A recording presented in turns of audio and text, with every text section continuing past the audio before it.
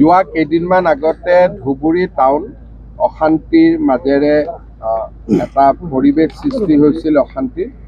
তেতিয়া মই ধুবুৰীত আহিছিলোঁ। আজি মই আকৌ এবাৰ ধুবুৰীত আহিছোঁ যে কি হ'ল, কেনেকুৱা আছে এবাৰ ৰিভিউ কৰাৰ কাৰণে। আৰু SP, DC, আমাৰ DGP, চিফ ছেক্ৰেটাৰী সকলো আছিলে। আমি গোটেই পৰিৱেশটো এটা পৰ্যালোচনা কৰিলোঁ। বহুখিনি ক'ব গ'লে এতিয়া শান্তি উভতি আহিছে, কিন্তু আমি আমাৰ যিটো সতৰ্কতা, সেই সতৰ্কতাটো আমি অব্যাহত ৰাখিম, যাতে এই পৰিৱেশটো, শান্তিৰ পৰিৱেশটো যাতে বিঘ্নিত হ'ব নোৱাৰে। আৰু ইয়াৰ লগত আনুষংগিক আৰু আমি কেইটামানো সিদ্ধান্ত লৈছোঁ।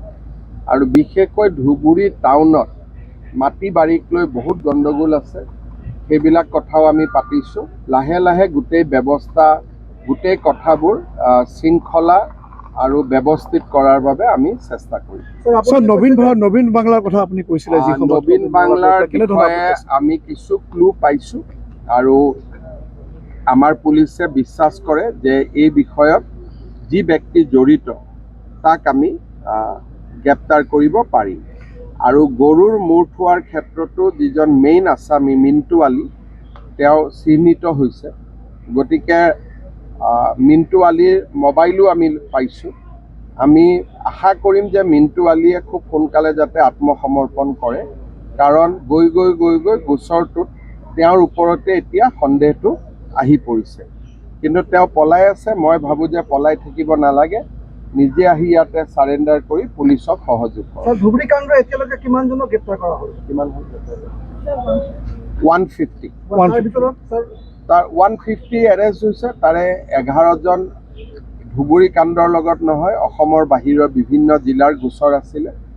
কিছুমানৰ এগেইনষ্টত নন ভেইলেবল ৱাৰেণ্ট আছিলে, কিছুমান ঘটনাৰ লগত ডাইৰেক্টলি ইনডাইৰেক্টলি জড়িত আছিলে। গতিকে ইমানখিনি এতিয়ালৈকে গ্ৰেপ্তাৰ হৈছে। স্বীকাৰোক্তিৰ কাৰণেইতো আমি মূল অভিযুক্তৰ নামটোলৈকে আহিব পাৰিলোঁ, নহ'লেতো মূল অভিযুক্তৰ নামটো আমি নাপালোঁহেঁতেন।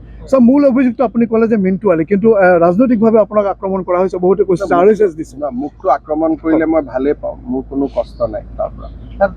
মোক কোনোবাই আক্ৰমণ কৰে, যি কৰে, তাত মোৰ কোনো কষ্ট নাই।